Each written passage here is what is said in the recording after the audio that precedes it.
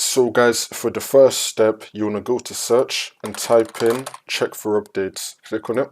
And now once you're on this, you want to click on check for updates. Make sure that your computer is fully up to date. For the next step, if you're using a VPN or proxy, then you want to disable it. For the next step, you want to go to search and type in date and time settings. Click on it. And now once you're on this, make sure that your time zone is correct. Make sure that you have set time automatically turned on. Now you want to scroll down and then click on sync now. Make sure that your date and time is fully synced up. For the next step, you want to go to search and type in view network connections. Click on it.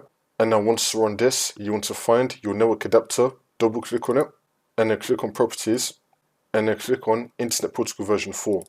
Make sure that you have obtain an IP address automatically ticked, and you have obtained DNS server address automatically also ticked.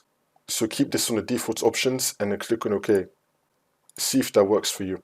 If that's still not working, then for the second method, you want to go to search and type in CMD. Now you want to run it as administrator, and then click on yes. And now once you're on this, you want to type in ipconfig space / flush DNS, and then click on enter. And now you want to type in netsh space winsock space reset, and then click on enter again. Now you just want to restart your computer, come back into Windows, and then see if that works. For the last method, you want to go to the link which will be down below in the description to go to the Rockstar Games server status. It's then going to tell you if the Rockstar Games servers are online or if they're offline. If it says offline, then just wait for it to come back on.